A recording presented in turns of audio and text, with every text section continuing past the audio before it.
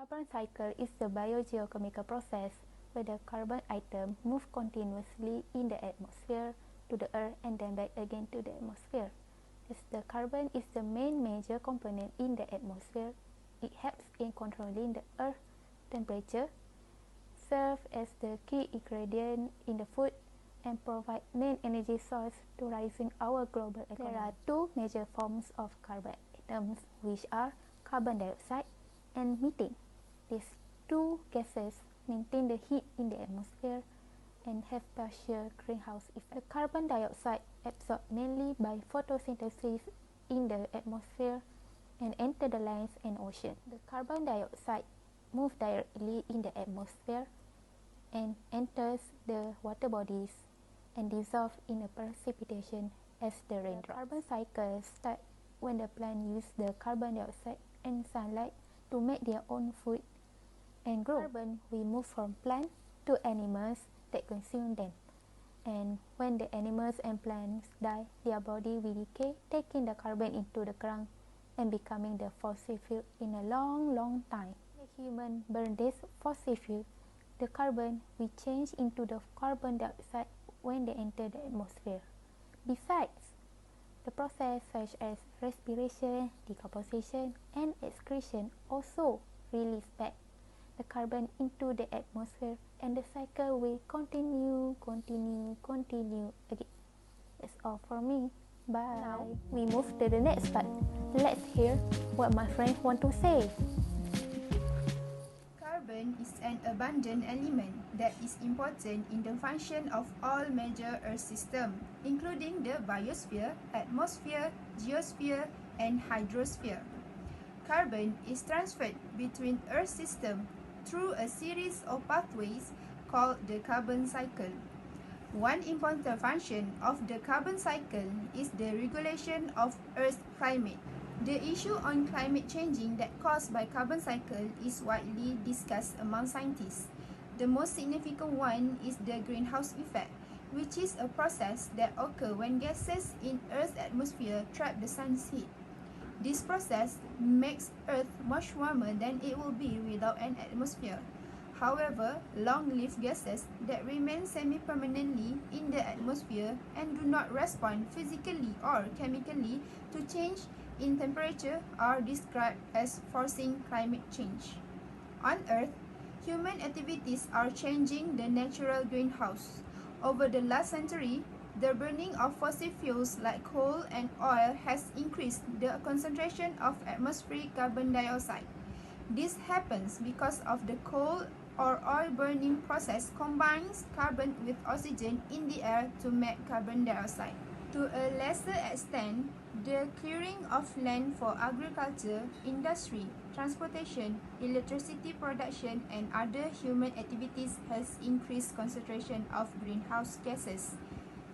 The industrial activities that our modern civilization depends upon have raised atmospheric carbon dioxide levels from 280 parts per million to 412 parts per million in the last 150 years. Scientists also conclude there's a better than 95% probability that human-produced greenhouse gases such as carbon dioxide, methane, and nitrous oxide have caused much of the observed increase in Earth's temperature over the past 50 years. The consequences of changing the natural atmospheric greenhouse are difficult to predict, but certain effects seem likely to happen. Firstly, on average, Earth will become warmer. Some regions may welcome warmer temperatures, but others may not. Then, warmer conditions will probably lead to more evaporation and precipitation overall, but individual regions will vary. Could be some becoming wetter or others drier. Meanwhile, some crops and other plants may respond favorably to increased atmospheric carbon dioxide, growing more vigorously and using water more efficiently. At the same time, higher temperatures and shifting climate patterns may change the areas where crops grow best and affect the makeup of natural plant communities. The warming of the atmosphere is altering patterns of global precipitation, causing longer and more intense heat waves and more intense thunderstorms and hurricanes. Next, warming of hydrosphere is causing global melting of glacier, ice shelf and ice sheets. This in turn is causing the rate of global sea level rise to accelerate, putting low-lying countries and coastal communities at greater risk of flooding and storm damage.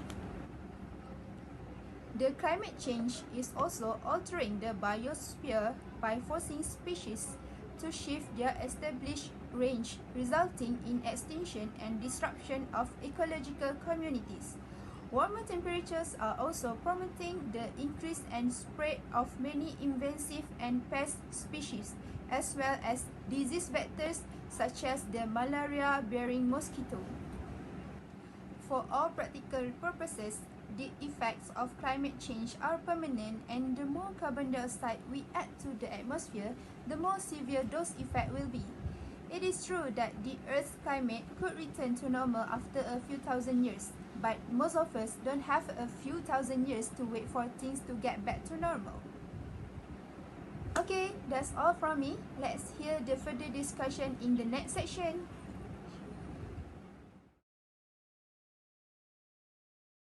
Assalamualaikum warahmatullahi wabarakatuh. My name is Nur Farah Natasha binti Muhammad Faizal with the metric number of J17A0083.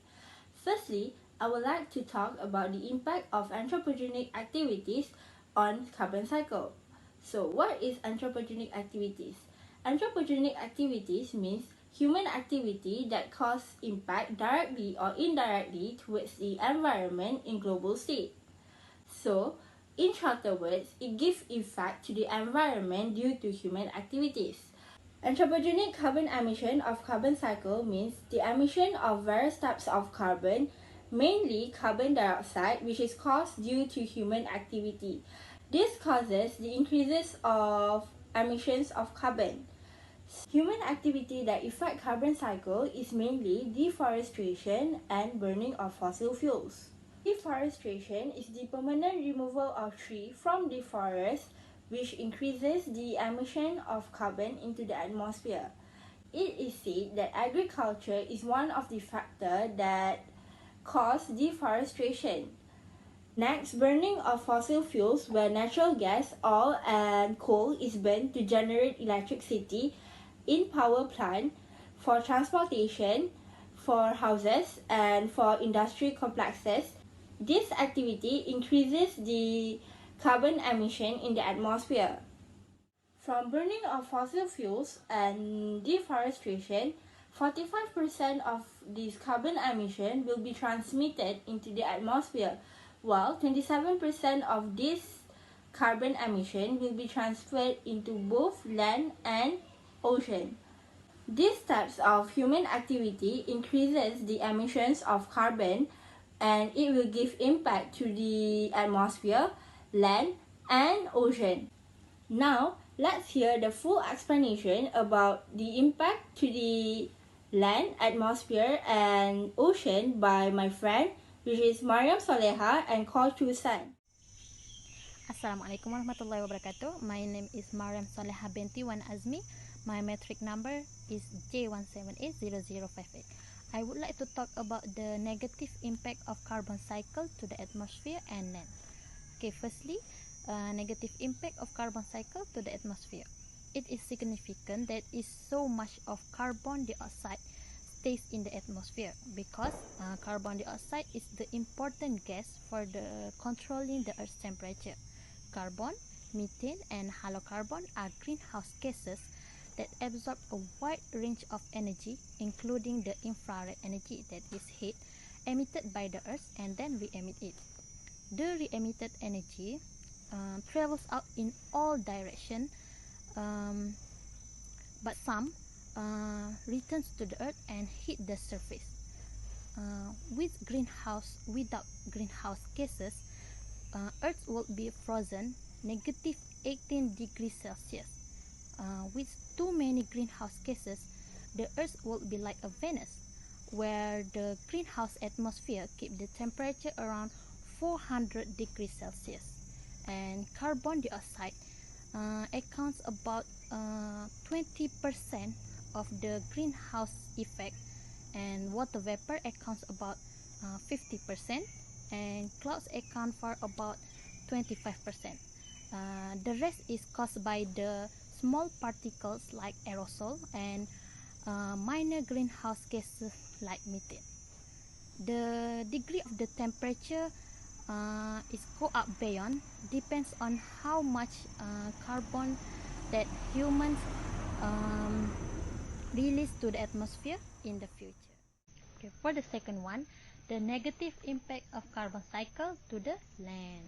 Okay, plants on land taken up approximately 25% of the carbon dioxide that human puts into the atmosphere. The amount of carbon dioxide that plants take up varies greatly from year to year, but in general, the world's plants have increased the amount of carbon dioxide they absorb since 1960. Only some of this increase occur as a direct result of a fossil fuel emission. With more atmospheric CO2 available to convert to plant matter in photosynthesis, plants were able to grow more. This increased growth is referred to as carbon fertilization. Okay, some of the change in carbon absorption is a result of the land of use decision. And when the soil warm, the organic matters decays, and carbon in form of the methane and carbon dioxide seeps into the atmosphere. Okay, that's all from me. Thank you. My name is Kochusan, and I would like to talk about the negative impact of carbon cycle to ocean. There are few negative impacts of carbon cycle to ocean, such as ocean acidification, causing ocean to be warmer and inhibit growth of most of the phytoplankton and ocean plants. Carbon dioxide from the atmosphere dissolves in the surface water of the ocean through the direct chemical exchange. The excess carbon dioxide dissolves, causing the ocean acidification. Dissolving carbon dioxide in the ocean creates carbonic acid, which increases the acidity of the water. Carbonic acid reacts with carbonate ions in the water to form bicarbonate. These carbonate ions are what shell-building animals like coral need to create calcium carbonate shells. With less carbonate available, the animals need to expend more energy to build their shells. As a result, the shells end up being thinner and more fragile. Second, the more acidic water is, the better the ocean dissolves calcium carbonate. This reaction will allow the ocean to soak up excess carbon dioxide because more acidic water will dissolve more rocks, release more carbonate ions, and increase the capacity of ocean to absorb carbon dioxide. In the meantime, the ocean water becoming more acidic, and it will further dissolve the carbonate shells of marine organisms, making them weak.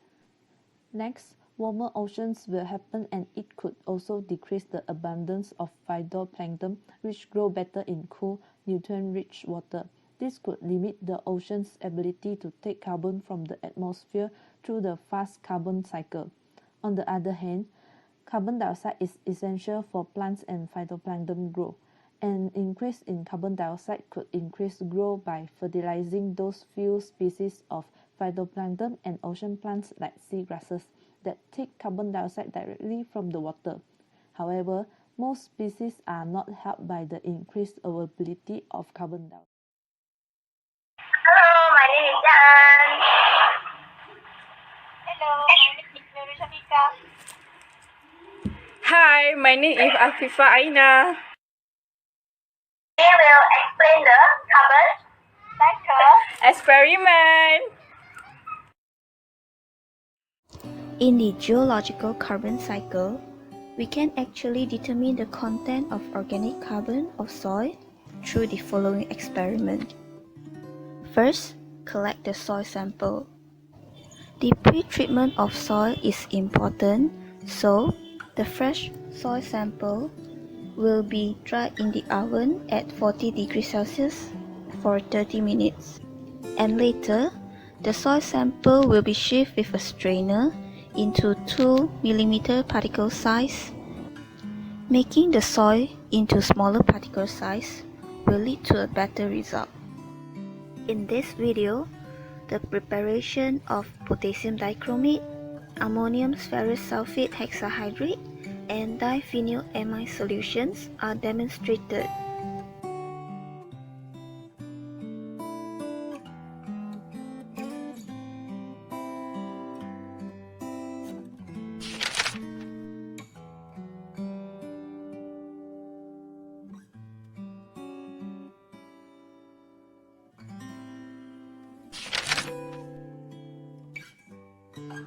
After preparing all chemical reagents, 1 gram of the soil sample is taken and put into a conical flask.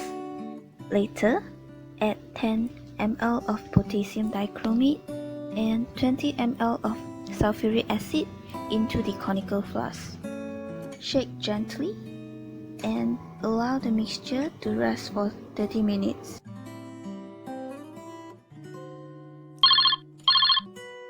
After 30 minutes, add 200 ml of distilled water, 10 ml of orthophosphoric acid, and lastly, 2 ml of diphenylamine indicator.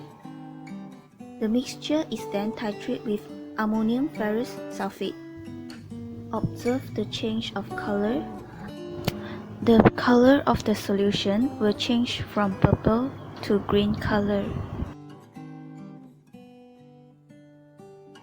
Okay, just now my friend Jaen had explained how to determine carbon in the soil sample through titration method. So, I would like to explain to you about the calculation involved in this experiment. How to calculate the percentage of organic carbon in the soil sample. Stay tuned. So this is the formula for determination of carbon in the soil sample using the titration method. B is the reading of the ammonium ferrous sulfate when it's titrated together with the soil sample. A is the reading of the ammonium ferrous sulfate when it's titrated with blank solution.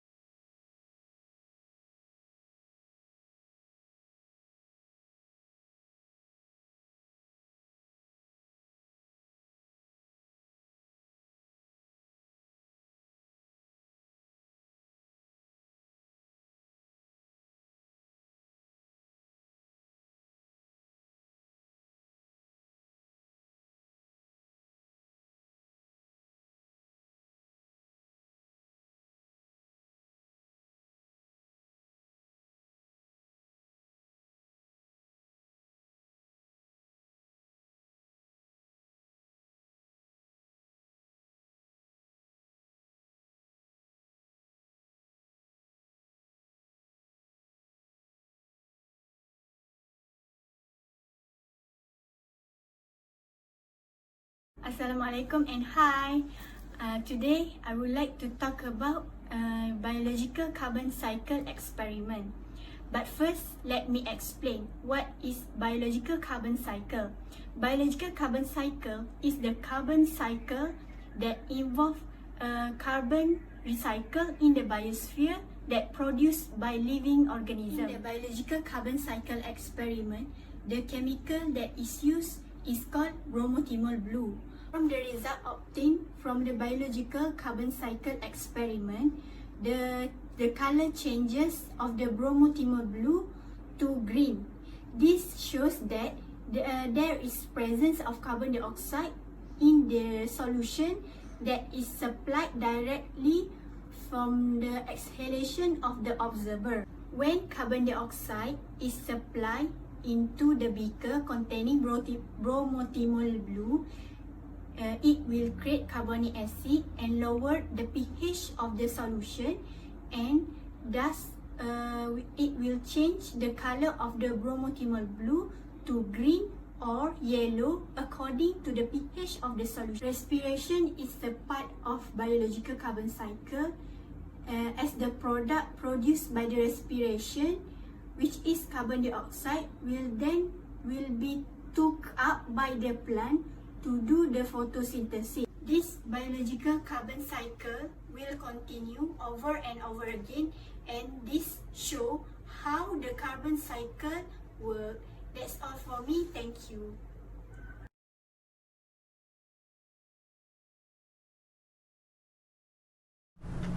My name is Nur Anisha Fira binti Abdullah and my message number is J780029. So here I will to give an overview is the definitions of the global carbon cycles.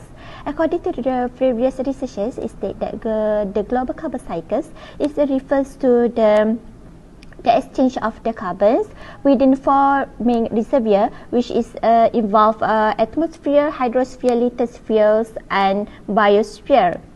However, according to the some other researchers, it states that the global carbon cycles is derived from the geologic process, which involves the respirations and photosynthesis by animals and plants. As we know that the carbon is the major source for all life in the earth and the major consume energies for the humans. Air, land, water, and life are all interconnected. The different systems of Earth are known as the atmosphere, lithosphere, hydrosphere, and biosphere. These systems work together to create our world. In order to understand the relationship between these systems, we need to understand that each system is a group of related elements that form a complex whole. Unfortunately, the most serious problems that face us today is the global climate change. According to the NASA, climate change that caused by the human's activities had changed the natural greenhouse. To address the problem of climate change, policymakers need to know precisely how much carbon dioxide and methane is emitted and absorbed, both regionally and globally. And we must find a way to distinguish between the effects of human activity and natural phenomena. Today, countries use a wide variety of methods to measure the flow of carbon. Some don't have the resources to take any measurements at all. As a result, it's difficult to compare data from country to country and to get a clear picture of the global carbon cycle. The key is better global collaboration. To improve our understanding of the carbon cycle, it is essential to coordinate observations and to standardize our methods of gathering and analyzing data. Dozens of governments and organizations have recognized this and have signed on to the GEO system. This system will provide transparent and reliable data on carbon circulation. It will help policymakers design measures to fight global warming. And at the same time, it will allow us for the first time to monitor compliance with international carbon agreements accurately and fairly. Pioneering research from University of Sheffield Department of Geography discovered melting water from giant iceberg which contain iron and other nutrients support hitherto unexpectedly high level of phytoplankton. This activity, known as a carbon sequestration, contributes to long-term storage of atmospheric carbon dioxide, therefore helping to slow down global warming.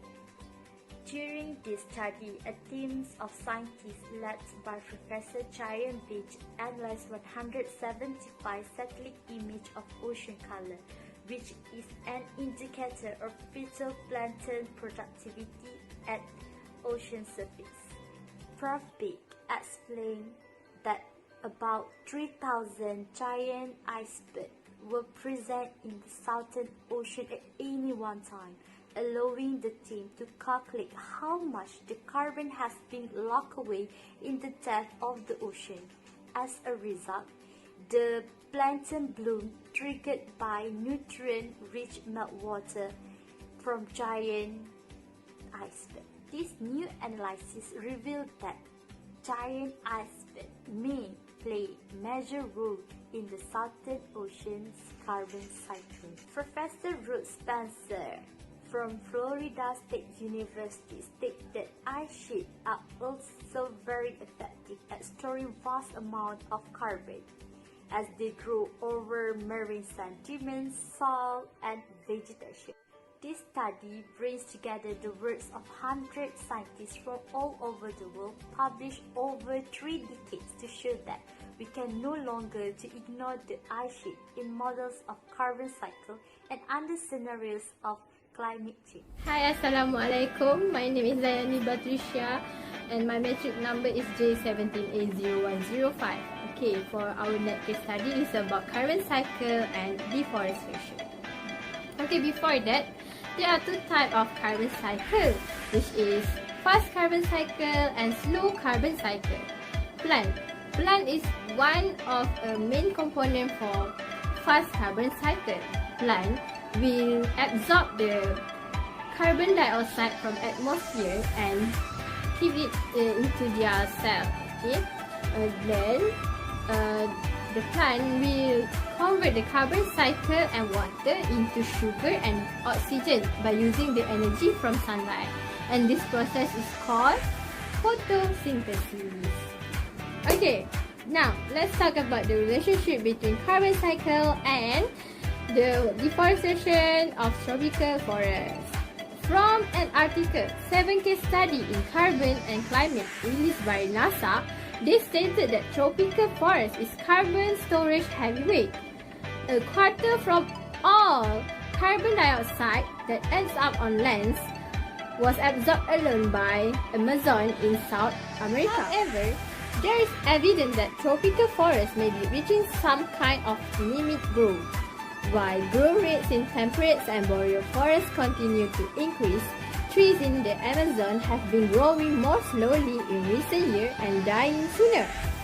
The Amazon emitted more carbon overall than it absorbed due to the increased fires and reduced growth. Brazil has reduced 60 to 70% Amazon deforestation in its territory since 2004. But according to Joe Morton, who is a scientist at NASA Goddard Space Flight Center in Greenbelt, Maryland, further reduction may not make a marked difference in the global carbon budget. Indonesia has the highest deforestation rate with the largest overall area of forest cleared in the world. Although their forests are only a quarter to fifth the extent of the Amazon, fires there emit massive amount of carbon because about half of the Indonesian forests grow on carbon-rich peat. This is because many of the farmers take advantage during the Indonesian dry seasons, which is from July to October, to clear their vegetation crops by using slash and burn method. Unfortunately, it often goes out of control and spread into protected forested area. The deforestation will affect on carbon cycle, which is known as greenhouse gas effect and global warming. When there is a deforestation, the process becomes a carbon source as combustion releases moss that store carbon into the atmosphere. A past study stated that daily greenhouse gas emission from Indonesia regularly surpass daily emission from the entire United States.